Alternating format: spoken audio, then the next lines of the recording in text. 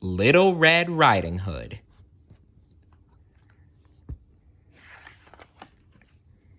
Based on the story written in 1697 by Charles Perrault, retold by Suzanne Gaffney Beeson, illustrations by Walter Velez.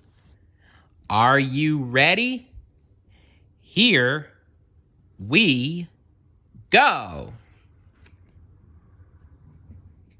Once upon a time, there was a sweet little girl who was loved by her mother, grandmother, and everyone else. But her grandmother doted on her most of all and made her a little red hood and cape. Everywhere she went, she was called Little Red Riding Hood.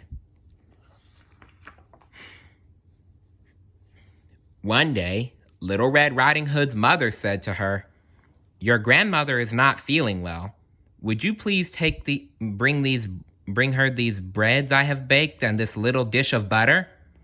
Since Little Red Riding Hood often dawdled, her mother warned her to go straight to her grandmother's house without stopping along the way.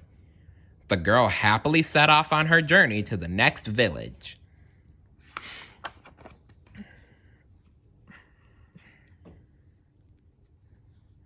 As Little Red Riding Hood strolled through the woods, she met a wolf. He would have very much liked to eat her right then and there, but he dared not because some woodcutters were working nearby in the forest. The wicked wolf asked the little girl where she was going. "I am going to see my grandmother," she answered, not knowing that it was dangerous to speak to a wolf. "You know, you really shouldn't be talking to him, Little Red, because wolves are very dangerous. Besides, he's a stranger, and you should not talk to strangers. Nope, nope, nope." "Does your grandmother live far away?" asked the wolf. "Oh, yes," replied Little Red Riding Hood. "She lives beyond this forest in the next village. Her house is the first one you come to." "Red, stop telling this wolf things. Seriously, that guy is dangerous. And he's a stranger. And you certainly should not talk to strangers. No way.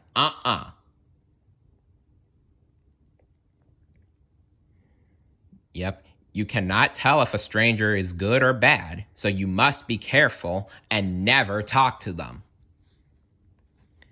"Well now," said the clever and cunning old wolf, "I think I shall go and see your grandmother too. I will go by this path and you by that path, and we will see who gets there first." Uh-oh, this sounds like trouble. The wolf set off running with all his might by the shorter road, and the little girl continued on her merry way by the longer road. As Little Red Riding Hood wandered down the path, she amused herself by gathering nuts, chasing after butterflies, and making bouquets of wildflowers. "Okay, your mother clearly told you not to stop, Red." The wolf quickly arrived at the grandmother's house. He knocked on the old woman's door. Knock, knock. "Who is there?" asked the grandmother. "It is your granddaughter, Little Red Riding Hood," said the wolf, disguising his voice. "I've come to see how you are. I've brought you some bread and a little dish of butter from my mother." "How wonderful," said the grandmother, who was resting in bed. "Lift the latch and open the door." The wolf did just as the old woman had instructed. He lifted the latch and the door flew open. As soon as the wolf entered, the grandmother could see that this was not her precious Little Red Riding Hood.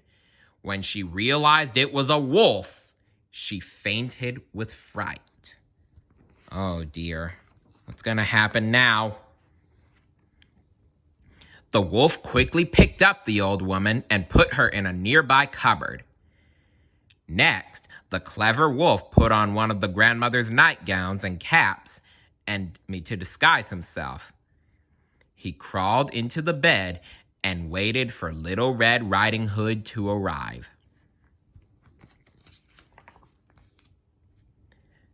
At last, there came a knock at the door. "Who is there?" asked the wolf, knowing very well it was Little Red Riding Hood.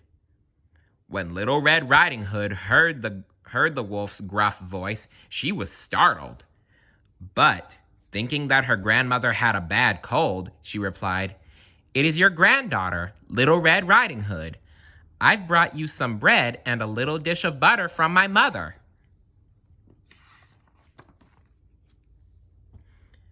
"Put the bread and the little dish of butter on the chair," said the wolf, "and come sit up on the bed with me." Little Red Riding Hood did as she was told and placed the bread and the little dish of butter on the chair. Then she took off her beautiful red cape. As Little Red Riding Hood came toward her grandmother's old feather bed, the wolf pulled the covers tightly under his chin. When Little Red Riding Hood climbed onto the bed, she was amazed by her grandmother's appearance. Oh, and I just love this part.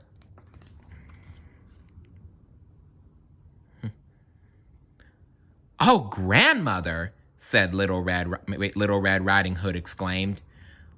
"What big arms you have!" "All the better to hug you with, my dear," said the wolf. "Oh, but grandmother, what big ears you have!" "All the better to hear you with, my dear." "And grandmother, Little Red Riding Hood continued, "what big eyes you have!" "All the better to see you with, my dear." Okay, that is clearly the wolf in disguise, Little Red. "But grandmother, what big teeth you have!" "All the better to eat you with, my dear." Uh-oh. Be careful, Little Red. Then the wolf threw back the covers and leaped out of bed. He was about to gobble up Little Red Riding Hood when his big feet got tangled up in the lace bedspread. The wolf tripped and fell to the floor. Little Red Riding Hood escaped through the door. Hey, that rhymed. The wolf tripped and fell to the floor. Little Red Riding Hood escaped through the door. Huh, I love rhymes. Anyway, let's continue.